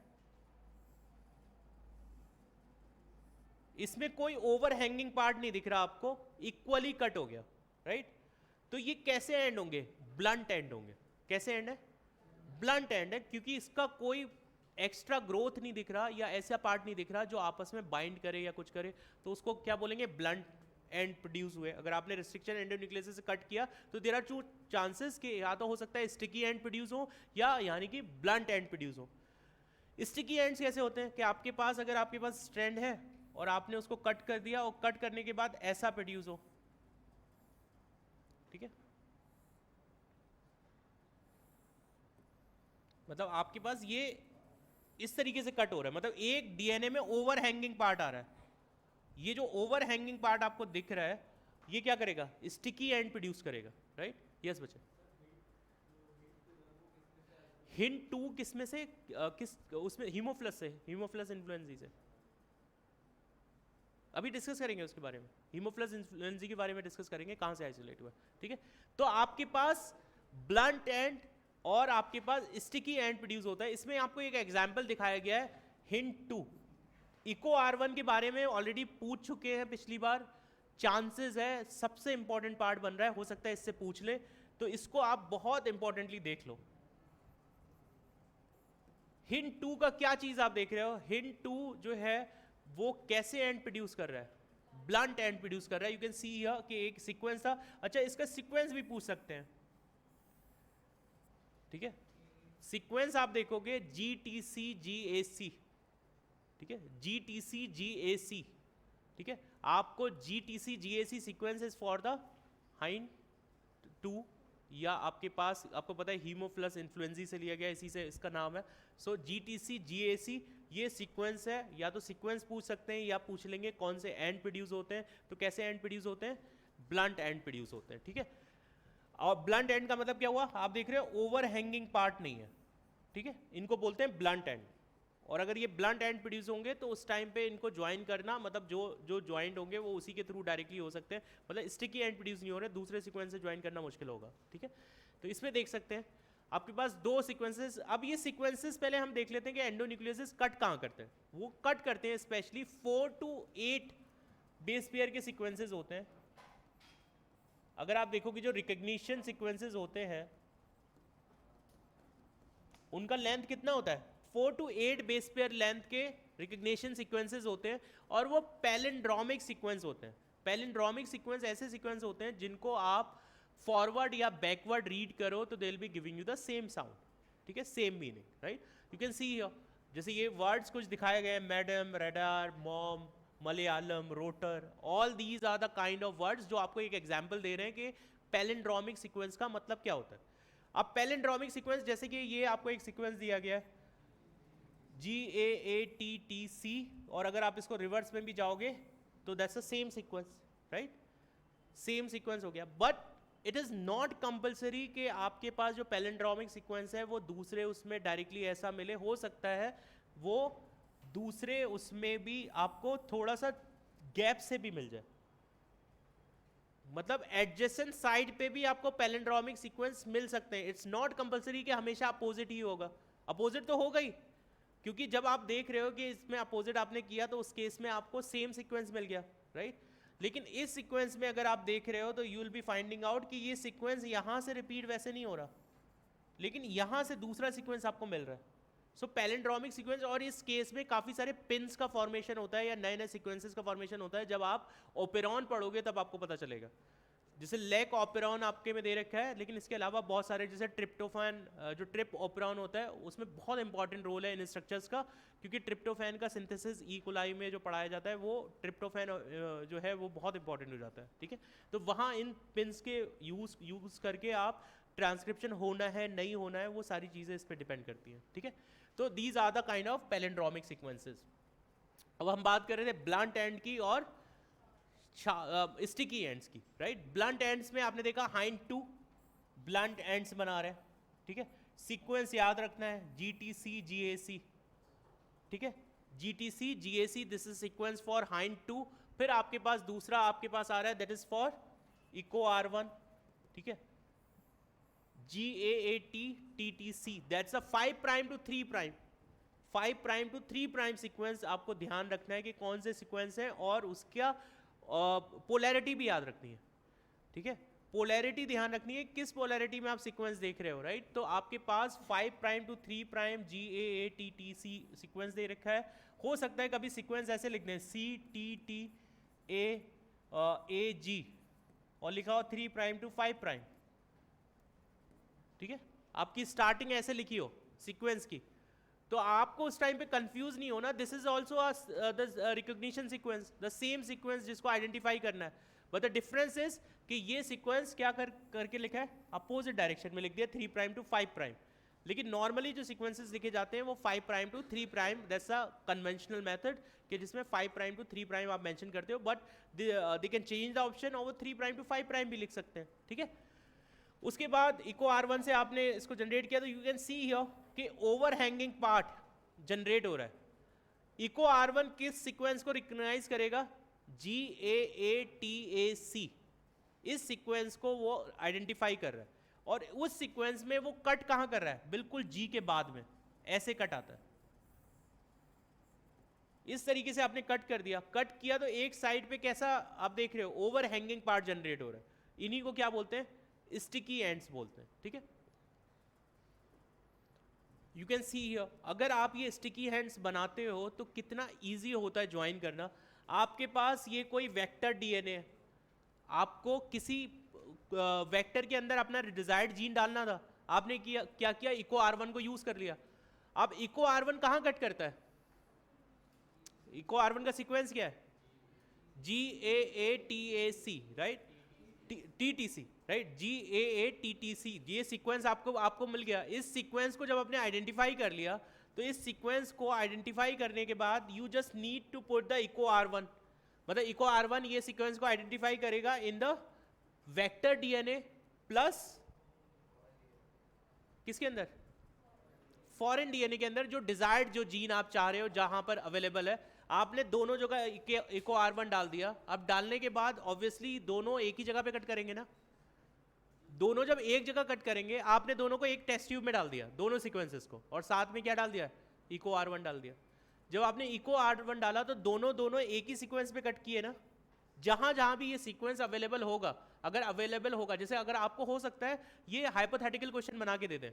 क्या क्वेश्चन होगा, उन्होंने बोला कि एक टेस्ट ट्यूब दिया, उस टेस्ट ट्यूब के अंदर उन्होंने कोई डिजायर्ड जीन डाला है, दूसरे के अंदर आपके पास वेक्टर डाला है और उसके अंदर उन्होंने इको R1 डाल दिया। अब आप उसके बाद DNA सेपरेशन कर रहे हो और वो बोल रहे हैं कि DNA सेपरेशन करने के बाद आपको बस 2 बैंड मिल रहे हैं जेल के अंदर।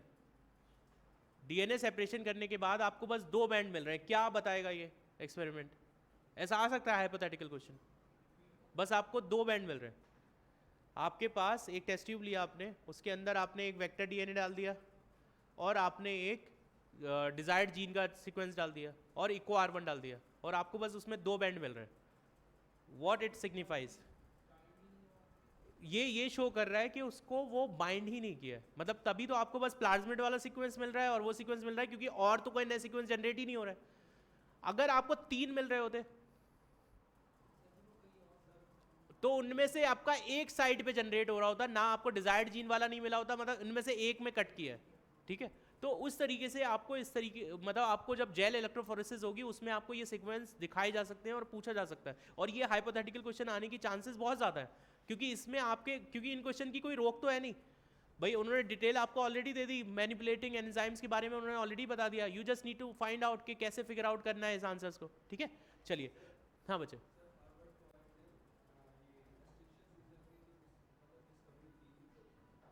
किसने, हाँ उसके बारे में हमने डिस्कस तो किया था, कोहेन, हाँ सबसे स्टार्टिंग में तो डिस्कस किया था बच्चे उसको, स्टैनली कोहेन के और बोयर के एक्सपेरिमेंट को सबसे पहले वही तो डिस्कस किया। तो इसमें बच्चे होता क्या है कि आपके पास वेक्टर डीएनए और जो डिजायर्ड जो जीन का डीएनए है, आपने उसमें इको R1 डाल दिया, दोनों ने आपको एक सीक्वेंस पे कट किया, एक सीक्वेंस पे कट किया तो सेम टाइप के स्टिकी एंड्स जनरेट हुए कि नहीं, इसमें जैसे स्टिकी एंड जनरेट हो रहे हैं यहाँ पर भी तो स्टिकी एंड जनरेट हो रहा है ना, उसके अपोजिट। तो दो चांस हो सकते हैं, एक तो ये हो सकता है कि इको R1 के बाद ये सीक्वेंस आपस में बाइंड कर जाए एक दूसरे के साथ, हो सकता है कि नहीं, मतलब ये वाला जो सीक्वेंस ब्रेक हुआ है ये भी तो हो सकता है ना कि वेक्टर वाले वेक्टर से ही कनेक्ट कर जाए, क्योंकि उसी से तो कट हुआ है, उसमें भी स्टिकी एंड जनरेट हुआ होगा। या ये भी हो सकता है कि जो आपका डिजायर्ड वाला था उसने कट किया और वो भी आपस में ज्वाइन कर गया हो। लेकिन तीसरी पॉसिबिलिटी एक और भी तो बन रही है, क्या पॉसिबिलिटी कि इसका स्टिकी एंड जो एक जनरेट हुआ है वो इसके वाले स्टिकी एंड से ज्वाइन कर ले। आपने सोल्यूशन में क्या किया, दो अलग अलग डीएनए लिए और इको R1 डाल दिया, उसने दोनों को कट किया और एक ही साइड पे कट किया, उससे दो जो स्टिकी एंड जनरेट हुए वो सिमिलर टाइप के जनरेट हुए, ठीक है। इस टाइप का जो स्टिकी एंड है वो इसके अपोजिट वाला इसमें जनरेट हो रहा है, ठीक है।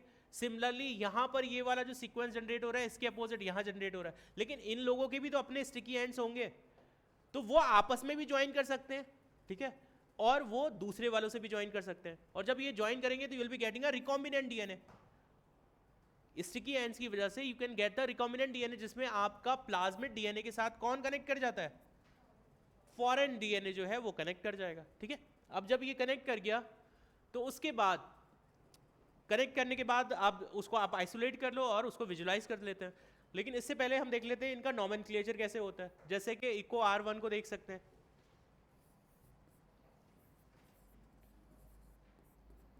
कैसे कैसे इसका नाम होता है। फर्स्ट लेटर क्या शो करता है, बैक्टीरियल जीनस शो करता है, तो इको R1 में E is mentioning the एस्केरिया, एस्केरिया is the E coli, right, तो एस्केरिया को मेंशन कर रहा है। सेकंड और थर्ड लेटर स्पीशीज के नाम को मेंशन करते हैं, तो इको में ये क्या हो गया आपका, this one is species name, ये आपका स्पीशीज के दो लेटर हो गए, third and second and third, right. First वाला क्या है, जीनस है। फोर्थ लेटर स्ट्रेन को मेंशन करता है, ये कौन सा है, RY13, राइट, तो ये स्ट्रेन को मेंशन कर दिया। और फर्स्ट किसको शो कर रहा है, रोमन लेटर जो आपके पास होता है ये ऑर्डर ऑफ डिस्कवरी या आइसोलेशन, ऑर्डर ऑफ आइसोलेशन, क्योंकि ऑर्डर ऑफ डिस्कवरी के हिसाब से देखेंगे तो जो आपका हाइंड 2 है, हाइंड 2 सबसे पहले आइसोलेट हुआ, हाइंड 2 जो है सबसे पहले डिस्कवर हुआ रिस्ट्रिक्शन एंजाइम्स में, लेकिन फिर भी उसका नाम हाइंड 2 है क्योंकि उसके कैरेक्टराइजेशन में 5 इयर्स लग गए। आपने उससे पहले जो फर्स्ट सेकंड नाम क्यों दिया गया, काफी सारे लोग इसमें कंफ्यूज होते हैं कि सबसे पहला जो रिस्ट्रिक्शन एंजाइम हमने निकाला है वो हाइंड 2 है, तो फिर हम उसको हाइंड 2 क्यों बोल रहे हैं, हाइंड 1 बोल देना चाहिए। द रीजन इज क्योंकि डिस्कवरी तो हो गई है, डिस्कवरी और isolation characterisation is a different thing.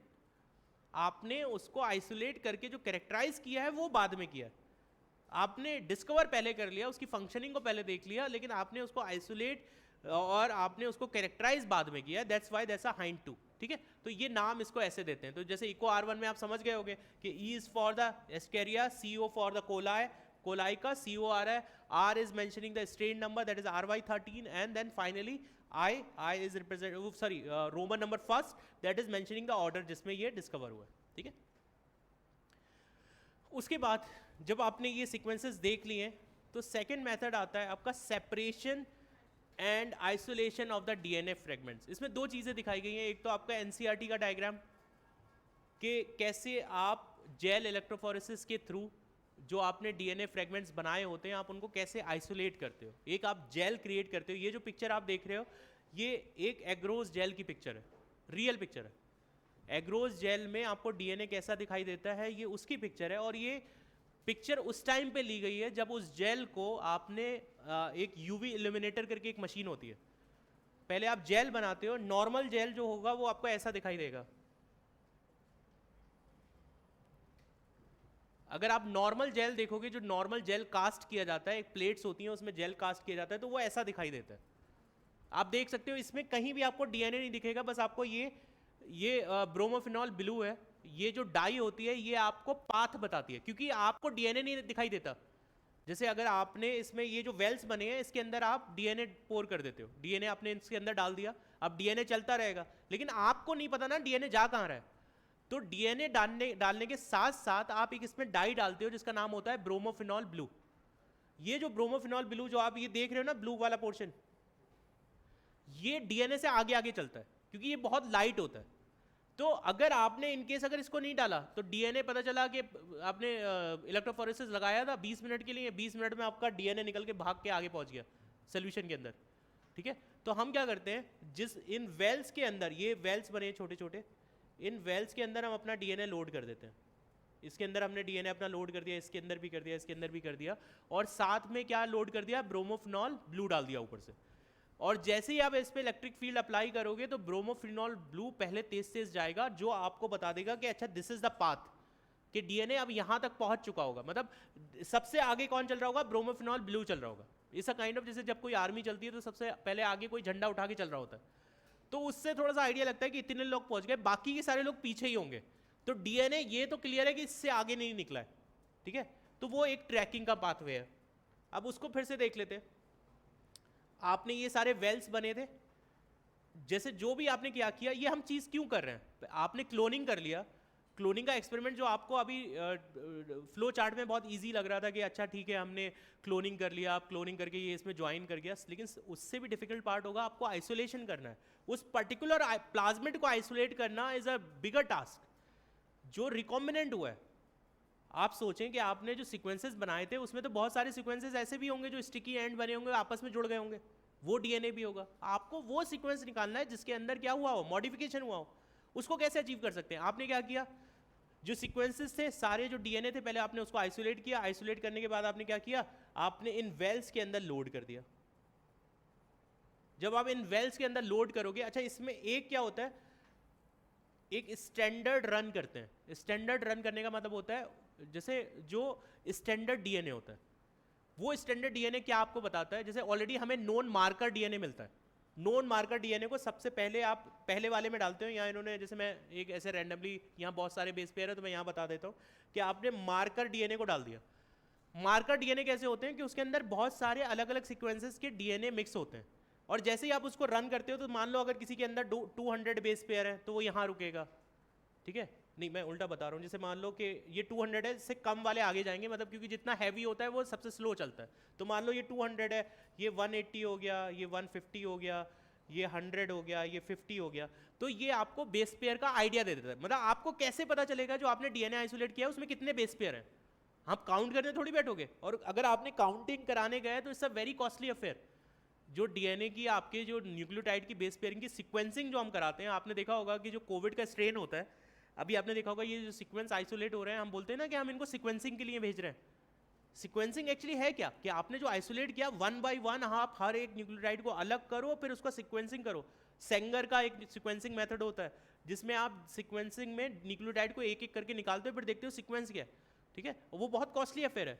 तो आपको यहाँ क्या पता करना है, बेस पेयर। तो आपने अपना स्टैंडर्ड डीएनए डाल दिया, यहाँ डाल दीजिए, यहाँ डाल दीजिए। अब सपोज अगर वो 200 वाले के पास रुक रहा है तो आप क्या बोलोगे, आपके बेस पेयर कितने हैं, 200 है। अगर 150 के पास रुक रहा है तो अब 150 बेस पेयर है। अब आप ये सोच सकते हो कि जो प्लाज्मिड होगा उसका साइज अलग होगा, जो जीनोमिक डीएनए है, जो बड़ा डीएनए है उसका साइज अलग होगा, तो वो अलग डिस्टेंस पे रुकेगा। जो छोटा डीएनए होगा वो आगे रुकेगा। तो आप मान लो कि अगर मैंने जीनोमिक डीएनए डाला और प्लाज्मिड का डीएनए डाला, कौन ऊपर रुकेगा कौन नीचे। एक में आपके पास 2 टाइप का डीएनए है, एक जीनोमिक डीएनए है और एक दूसरा प्लाज्मिड का डीएनए। तो अगर मैं जेल पे लोड कर रहा हूं तो नीचे कौन मिलेगा, प्लाज्मिड का डीएनए, क्योंकि प्लाज्मिड का डीएनए कैसा होगा, छोटा होगा। बाकी जीनोमिक का डीएनए, जीनोमिक डीएनए जो है वो बड़ा डीएनए है, हैवी डीएनए होगा, तो वो यहीं आपको थिक बैंड के फॉर्म में मिल जाएगा, राइट। जैसे आप देख रहे हो ये जो आपको शो किया गया है, हैवियर बिगर डीएनए ट्रेवल स्लोअर, और आपको ये मान लो ये मार्कर है। मान लो कि अगर ये मैं बोल दूं कि 1000 बेस पेयर हो गया ये, ये 500 बेस पेयर हो गया, ये 300 हो गया, ये 200 हो गया, ये 100 हो गया, ये 50 हो गया। इसके आसपास जो कुछ आ रहा होगा वो क्या बताएगा? अब आपको ऑलरेडी क्योंकि जब आप इस तरीके की रिसर्च करने जाते हो तो ऑलरेडी लिटरेचर पढ़ के ही जाते हो, आपको पता होगा कि आपको ये पर्टिकुलर डीएनए आइसोलेट करना है, तो आपको रफ आइडिया होगा कि आपको मार्कर कौन सा यूज़ करना है। हो सकता है आप कोई बहुत छोटा डीएनए वाला यूज़ कर रहे हो, जैसे ये मार्कर तो हो गया 1000 से, कुछ मार्कर ऐसे आते हैं जो 100 से शुरू होते हैं, 100, 50, 25, 25, राइट। तो वो मार्कर आप उस तरीके का परचेज कर लीजिए, एक वेल में वो लोड कर दीजिए और बराबर वालों में आप अपने सीक्वेंसेस लोड कर दीजिए। और ये जो पिक्चर आप देख रहे हो, दिस इज द पिक्चर जो आपने जेल निकाला था, वो बिल्कुल ट्रांसपेरेंट होता है, बिलीव मी, उसमें आपको कुछ नहीं दिखाई देगा, उसमें आपको ये भी नहीं पता चलेगा कि आपने सैंपल लोड किया है कि नहीं किया है, ठीक है। उसको मतलब डीएनए जैसे चीज़ आप सोचते हो कि डीएनए दिख जाएगा, सैंपल दिख जाएगा, कुछ नहीं दिखेगा, पूरा एक्सपेरिमेंट हो जाएगा, आपको बस ये बैंड्स के सिवा तब दिखेंगे जब आपके यूवी इल्यूमिनेटर पे आप वो जेल जो आपको मैंने अभी दिखाया था ट्रांसपेरेंट वाला उसको रखोगे और उसके बाद यूवी ऑन करोगे, और ये भी तब दिखाई देता है जब आपने जो जेल रन किया है उसके अंदर आप क्या डाल दो, इथीडियम ब्रोमाइड। क्या डाल दो? Ethidium bromide. अगर आपने इथीडियम ब्रोमाइड डाला है तो इथीडियम ब्रोमाइड, जैसे कि आपको पता होगा मैंने बोला था कि स्टार्च किसके साथ बाइंड करता है, स्टार्च किसके साथ कलर देता था, ब्लू कलर, आयोडीन के साथ कलर देता था। क्यों देता था? क्योंकि उसके हेलिक्स में जाके क्या फंस जाता था, आयोडीन फंस जाता था। उसी तरीके से आपसे पूछा जाएगा इथीडियम ब्रोमाइड इसके साथ क्यों कलर देता है, क्योंकि जो उसका डबल हेलिक्स है उसके जो बेस पेयर्स होते हैं उनके बीच में जाके इथीडियम ब्रोमाइड अटक जाता है। और जब जैसे ये जो आपके बेस पेयर्स हैं, ये जो डीएनए के बेस पेयर्स हैं, किसमें? इथीडियम ब्रोमाइड में।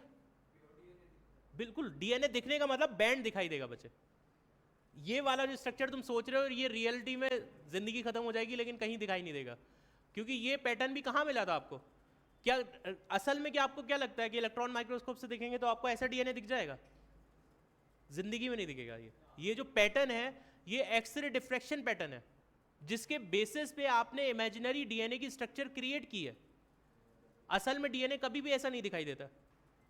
डीएनए अगर आप देखोगे ये हमारा इमेजिनरी वो है कि आपको जो हेलिकल फॉर्म आती है वो एक्सरे डिफ्रैक्शन से आपको बस ये दिखाया गया कि ऊपर आपको ऐसे पट्टी होगी, फिर ऐसे होगी, फिर ऐसे होगी, स्पाइरल वे में आपको ऐसे दिखा दिया गया। जब आपने एक्सरे डिफ्रैक्शन लिया उससे आपने इमेजिन कर लिया कि अच्छा डीएनए जो है हेलिक्स के फॉर्म में है, ठीक है, वो स्ट्रक्चर। लेकिन अगर आप सोचो कि मैं इलेक्ट्रॉन माइक्रोस्कोप यूज़ करूंगा या आगे की कोई टेक्नोलॉजी देखूंगा और उसमें मुझे डीएनए ऐसा दिख जाएगा, तो अभी तक तो अवेलेबल नहीं है, आगे का पता नहीं, ठीक है। चलिए, तो इसमें आपने ये जेल लोड कर दिया, लोड करने के बाद ये अपने अपने वेट के हिसाब से मूव करते रहेंगे। अच्छा, ये जो मशीन होती है इसको बोलते हैं इलेक्ट्रोफोरेसिस यूनिट। इसमें आपसे पूछा जाएगा ये इलेक्ट्रोफोरेसिस यूनिट पहले आपने जेल कास्ट किया, इसमें क्या होते हैं, इसमें जैसे एक इस तरीके का प्लेटफॉर्म होगा, थोड़ा सा उठा हुआ होगा ये, ठीक है, ये जो प्लेटफॉर्म है ये थोड़ा सा राइज होगा, जिसके अंदर आप क्या करते हो, एग्रोज का जेल कास्ट करते हो। क्या करते हो? एग्रोज का जेल कास्ट करते हो। इसके ऊपर आप बोलते हो ये वेल्स कैसे बनेंगे, इसके लिए हम ना यहाँ एक कॉम्ब लगा देते हैं। ये कॉम्ब ऐसा होता है, पहले आप ये कॉम्ब लगा दोगे और आप ये इंस्ट्रूमेंट रख दोगे पूरा, और उसके ऊपर जैसे एग्रोज की खास बात ये होती है, जैसे आप 40 डिग्री से ऊपर जब उसको हीट करते हो तो वो लिक्विडिफाई हो जाता है। आपने एग्रोज डाला सोल्यूशन के अंदर, और सोल्यूशन डालने के बाद आपने उसको हीट कर लिया, और हीट करने के बाद जैसे ही वो 40 के अराउंड आए, 50 के पास आए, आप उसको इसके ऊपर कास्ट कर दो, ठीक है। और जब आप इसके ऊपर कास्ट करोगे तो आपको पूरी ये वाली लेयर मिल जाएगी। इस तरीके का आपको अरेंजमेंट मिल जाता है, ये जेल मिल जाता है। आप देख सकते हो कितना थिक है ये। और आपने जो कॉम्ब लगाया था उस कॉम्ब की वजह से इसमें वेल क्रिएट हो जाते हैं, छोटे छोटे वेल क्रिएट हो जाते हैं, जिसके अंदर आप अपना सैंपल लोड करते हो। इन वेल्स के अंदर आपको अपनी पाइपेट लेके जानी है और अपना सैंपल लोड कर देना। और जब आप सैंपल लोड करोगे तो यू कैन सी हियर, ये जो इंस्ट्रूमेंट है इसके अंदर 2 यूनिट यहाँ पर जैक लगा दिया जाता है, 2 इलेक्ट्रोड्स लगा दिए जाते हैं, एक होता है कैथोड और एक होता है एनोड। एनोड आपका कैसा टर्मिनल है? पॉजिटिव टर्मिनल है। तो इस पॉजिटिव टर्मिनल पे डीएनए कैसा होगा? मूव करके आएगा, राइट, क्योंकि डीएनए कैसा है? नेगेटिव है, राइट। तो एनायन कैसा होता है? एनायन नेगेटिव होगा, एनोड पॉजिटिव होगा, इसीलिए तो एनायन उसके पास आते हैं। तो काफी लोगों को चार्ज में कंफ्यूजन रहता है, तो वो ध्यान रखिएगा, इस यूनिट के अंदर एनोड पॉजिटिव है इसको एनोड इसलिए बोल रहे हैं क्योंकि ये एनायन को अट्रैक्ट कर रहा है, और एनायन के ऊपर चार्ज नेगेटिव होता है, इसलिए इसके ऊपर नेगेटिव चार्ज नेगेटिव आएगा, राइट। कैथोड पॉजिटिव होगा, ठीक है। तो यहाँ से आपने कैथोड के साइड रखोगे, ऐसा नहीं कि डीएनए उल्टा रख दिया, मतलब आपने प्लेट ही उल्टी रख दी, एक्सपेरिमेंट करने गए और आपने जेल का प्लेट ही उल्टा रख दिया, पता चला डीएनए निकल के वेल से पीछे जा रहा है इधर, मतलब आना था उसको इधर बढ़ना और इधर थोड़ी सी जगह थी, डीएनए उसी में से निकल के पीछे चला गया। काफ़ी सारे बच्चे कर देते हैं एक्सपेरिमेंट में ऐसा, ठीक है। तो आपके पास फिर ये क्या करेगा, लॉन्गर मॉलिक्यूल्स तो आपके पहले पहले रुक जाएंगे और जो छोटे मॉलिक्यूल होंगे वो आगे बढ़ जाएंगे, ठीक है। और उसके बाद आप जेल को निकाल सकते हो जब रन हो जाता है पूरा। और ट्रैक किससे करते हैं, ब्रोमोफिनॉल ब्लू से करते हैं। ब्रोमोफिनॉल ब्लू आप देख रहे हो ये आगे आगे चल रहा है, इसके थ्रू आपको पता चल जाएगा कि 30 मिनट्स के बाद या 45 मिनट्स के बाद डीएनए आगे बढ़ चुका है। अब आप इसको मशीन को बंद कर दीजिए, इस जेल को हाथ में उठाइए। इसको उठाने से पहले आपको बहुत केयरफुल रखना है क्योंकि ये जो इथीडियम ब्रोमाइड है ये कैंसरस है, ठीक है, ये कार्सिनोजेनिक मटेरियल होता है, ठीक है, और इसकी वजह से कैंसर हो सकता है, इसलिए मोस्टली इसको आप ग्लव्स में यूज़ कर सकते हो, और जब आप इसको डिस्पोज करते हो उसमें भी बहुत केयर रखनी होती है। तो आप इस जेल को यूज़ करने के बाद आप अगर थ्रो भी करोगे तो बहुत केयरफुली आप इसको बंद करके थ्रो करोगे, ऐसा नहीं कि ओपनली पता चला कोई साफ करने आए वो इथीडियम ब्रोमाइड लेके बैठा है, क्योंकि बहुत जल्दी डिफ्यूज़ होके आपके डीएनए के साथ बाइंड करके म्यूटेशन क्रिएट कर देता है, ठीक है।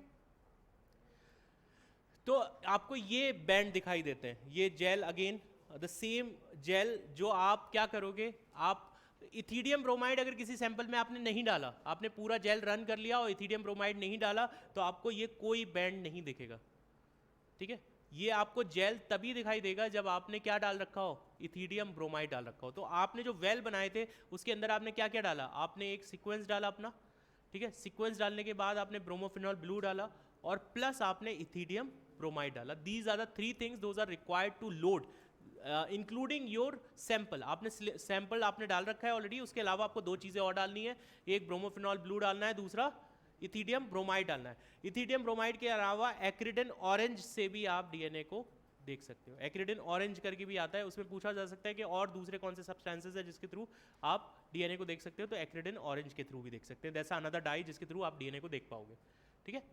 So that's all for today, thank you. इसके बाद हम देखेंगे क्लोनिंग के जो वेक्टर्स हैं और फिर कैसे होस्ट सेल को आइडेंटिफाई करेंगे, that's a phenomena that we are going to study, ठीक है।